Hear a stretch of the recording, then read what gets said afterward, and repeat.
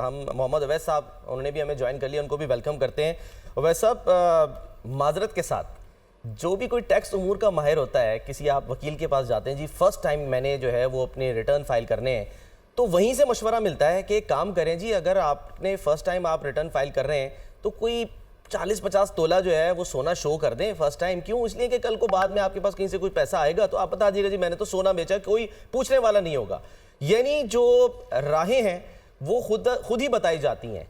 तो अगर खुद ही जो है वो चोर रास्ते हम ढूंढेंगे या दिखाएंगे, डोंट यू थिंक कि ये हम अपने साथ और पूरे जो यानी कि जो मईशत है, जो कौम है, उसके साथ गलत कर रहे होते हैं?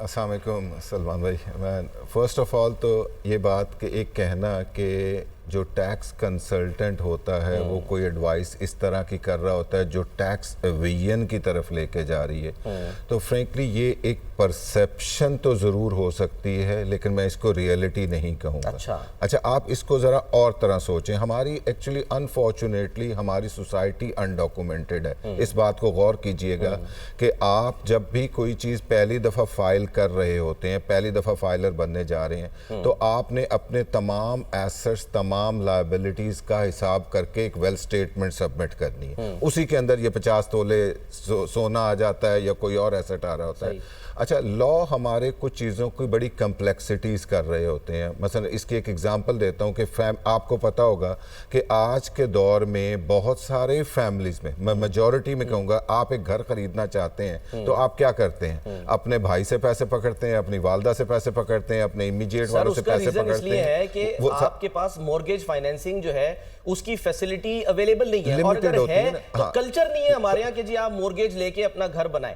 जितना पैसा आपने उसमें रेंट में देना है, तो लोगों को हमें ये कहना चाहिए कि अगर फैसिलिटी हो तो वो ही पैसा वो मॉर्गेज में देके अपना घर हासिल कर लें। बिल्कुल, ये बात आपकी बिल्कुल सही है, लेकिन इसी वजह से जब आपने एक इनफॉर्मल इकोनॉमी के लिहाज से वेल स्टेटमेंट बनानी है, तो आप बताएं कि क्या आपने उस कानून के अंदर रहते हुए उस आदमी को फ्यूचर के प्रॉब्लम से बचाना है कि कल को इस तरह की कोई चीज़ आ रही होगी तो उससे उसकी सेविंग हो सके, या उसको उस निज़ाम के अंदर ला के इतना क्रश कर देना है बाद में कि वो बाद में तो भुगतता रहे कि हाँ मैं टैक्स फाइलर क्यों बना था या क्या चीज़ हुई थी। क्योंकि बेसिकली या तो आप शुरू में, आप पहले स्टेज के ऊपर जिस दिन आप उसको फाइलर बना रहे हैं उस दिन आप उसको कोई ऑप्शन दे दें कि आप ओके व्हाटएवर द थिंग्स आपके पास हैं सारी चीज़ों को ले आएँ, चाहे वो डॉक्यूमेंटेड है, अनडॉक्यूमेंटेड है। बाज़ औक़ात आपकी बचपन की सेविंग्स चल रही होती हैं, वो सारी आपके पास पड़ी होती है, इनहेरिटेंस आ रही होती है, वो सारी चीज़ें होती हैं।